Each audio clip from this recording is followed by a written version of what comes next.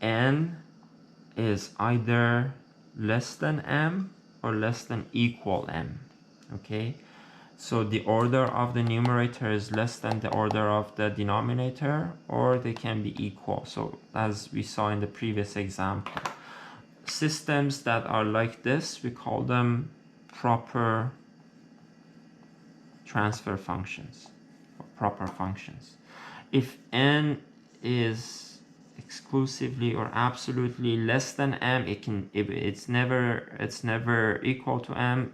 Similar to the example we saw before, the first was first order divided by second order, n was 1, m was 2. This is called strictly proper transfer function. Okay, like most of the examples we see are either proper or strictly proper. So just like get familiar with these terminologies for transfer functions. Okay, I remember that when we talked about transfer function, Tan asked the question asking if these concepts only apply to electrical systems. Absolutely not. This is something that applies to mechanical system, chemical systems, like any kind of system. So I have one example which is like a mechanical example. So let's look at a mechanical example and see if we can find a transfer function for this example. Let's say that we have a surface here which has friction. Okay, we have an object here with the mass m that it's connected to a spring with the spring coefficient of k. Okay, and we want to pull this this thing, right? So this is the force that we want to apply. Okay, and we want to know from let's say like we start from, this is like our x-axis, and like it's moving, the direction is like this way. So we want to know how x is gonna change. Okay, how x is gonna change as we apply certain force here. So the first thing we have to do is to find the dynamics of the system. Okay, so we have to know, if we have this mass, what are the forces that are applied to this mass. The first one is our force, that we are pulling this in this direction. There is a force applied by the spring, and there is a force applied by friction.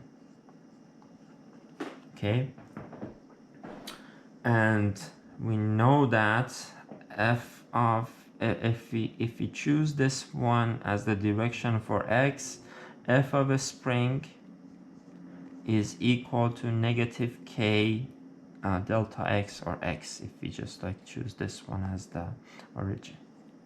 Okay, and the friction, f of friction, based on the surface that we have and the friction coefficient of the system, let's just call it b.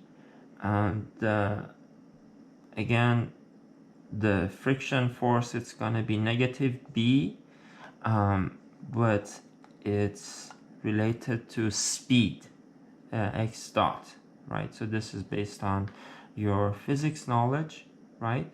So now just write Newton's formula.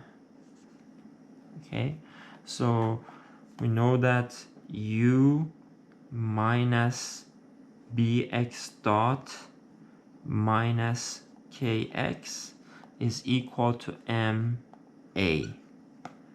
where A is acceleration, right? What is acceleration? Is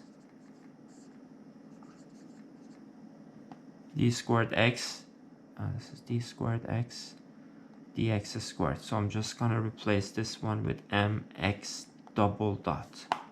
Okay, so this is the governing equation. Is this in time domain or frequency domain? Well, this is not frequency domain, like it's not time domain, sorry. It is actually time domain, right? Because this is a speed. What is a speed? Dx by dt. This is x of t. Sorry, yeah, this is time domain. This is dt2, not x2. Right, this is time domain, right? We want to know if we apply a certain force, u of s, what's gonna be the displacement, right? So we want to find the transfer function of this system. If we have a certain input, what is the output? Okay, so in order to do that, can you guys guess what we have to do? Yeah, we have to do what you don't like, taking the Laplace transform of this equation, but it's very easy. So Laplace transform of u, it's just going to be u of s. Whatever u is. If it's a constant, it's going to be constant over s. If it's sine, cosine, whatever form it has. Right? We take the Laplace transform of that. B derivative, right? So it's going to be bs x of s minus k x of s. And this is second derivative, so it's going to be ms squared x of s. Okay, so what is the definition of our transfer function? Is output divided by input. So this is what we want to find. So let's simplify this. This is us, and I'm going to take all the x terms to the other side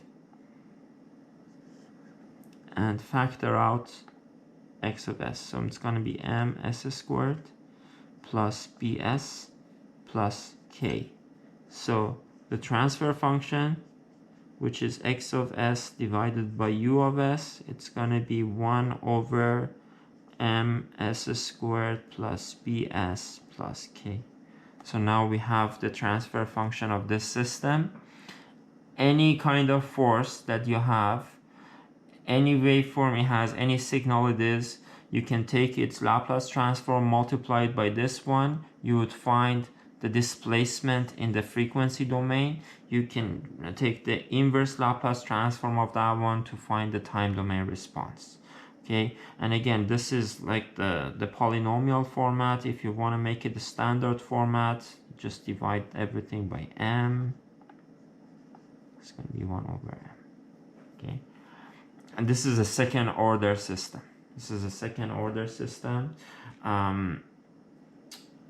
So we're going to see more about second order systems a little bit later, but this is, I just wanted to show you that this is not just applying to electrical system, but it applies to many different systems. Okay.